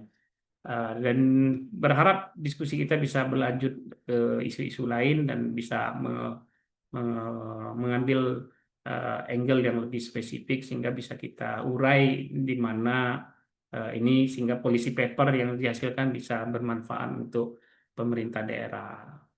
Persoalan politiknya nggak usah kita diskusikan lah. Nah, isu nanti tegang pula urat saraf kita kalau ngomong soal politiknya. Barangkali demikian sebagai closing statement saya. Stunting bukan soal tinggi badan yang nggak sampai atau berat badan yang kurang, tapi stunting persoalan masa depan generasi. Kalau bahasa Makassarnya adalah bagaimana kita hifzun nasal, memelihara keturunan, karena keturunan yang sehat itu akan menentukan bagaimana peradaban kita bisa maju seperti itu. Nah, yang itu tentu harus menjadi PR kita hari ini dan di sini. Jangan ini menjadi beban untuk generasi di masa datang. Terima kasih. Saya akhiri dengan bacaan alhamdulillah. Saya kembalikan pada Bu Loni. Assalamualaikum warahmatullahi wabarakatuh. Waalaikumsalam warahmatullahi wabarakatuh. Terima kasih banyak pada Pak Adi atas materinya hari ini, dan juga terima kasih banyak pada Bapak Ibu yang sudah ikut berdiskusi hari ini, gitu ya. Kalau boleh disimpulkan, sepertinya persoalan stunting ini ibarat kemiskinan, ya, lingkaran setan kemiskinan. Jadi stunting itu juga punya lingkaran setannya sendiri. Itu berkaitan dengan literasi tentang gizi, tentang persoalan nikah dini, belum lagi persoalan sistem. Mungkin dengan adanya dengan menggunakan pendekatan Maqasid framework, gitu ya, persoalan-persoalan ini bisa apa ya istilahnya, ditelisik lebih dalam lagi sehingga menemukan solusi melalui keterlibatan semua stakeholder tentunya. Terima kasih banyak pada Bapak Ibu untuk partisipasinya hari ini. Link absennya sudah, link daftar hadirnya sudah disediakan di chat. Silahkan nanti mengisi link daftar hadir hari ini. Saya selaku moderator mengucapkan terima kasih banyak kepada, iya Pak, saya mengucapkan terima kasih kepada pemateri, dan juga terima kasih banyak kepada Bapak Ibu semuanya. Mohon maaf atas segala kurang dan salah. Wabillahi taufiq wal hidayah. Assalamualaikum warahmatullahi wabarakatuh. Waalaikumsalam. Terima kasih Pak Adi, moderator, dan semuanya. Banyak ilmu. Terima kasih Bang Adi, Kaloni, semuanya. Terima kasih Denny. Oh, ada link absennya ya? Di mana? Absennya di chat ini bisa diakses kayak. Harusnya sudah bisa diakses. Terima kasih Prof. Subhan. Oh ya, terima kasih. Bu Rani Sarizani dari Medan. Terima kasih banyak, terima kasih banyak. Nah, sebenarnya tadi mau ngomong sedikit tentang Pasaman Barat, tapi kan waktu habis. Iya, ini kampung Pak Prof ini. Ya, Ya. temuannya Cuma segitu sedikit saja memang. disampaikan. Sedikit saya disampaikan, Iya, itu seperti kurang serius kita semua menanganinya. iya, Umpamanya, karena Bapak beberapa kali terlibat di organisasi kemasyarakatan, kalau umpamanya ada hari stunting, wah seriuslah hari itu, besoknya tidak lagi. Begitu betul. juga untuk seterusnya. Jadi keterlibatan ulama apa semuanya itu begitu tuh, musiman. Nah, nanti kalau mau Iya, makan bergizi lah yang tokoh-tokoh itu saja kan. iya. Karena paket kebijakannya Prof yang memang nggak Iya, ini. itu tuh. Nah, ayolah, ya terima kasih banyak ya, Ustaz. Sama-sama Prof. Iya, nah, izin keluar. Ya, Siap, siap. silakan Bapak Ibu. Assalamualaikum. Salam. Waalaikumsalam. Assalamualaikum warahmatullahi wabarakatuh.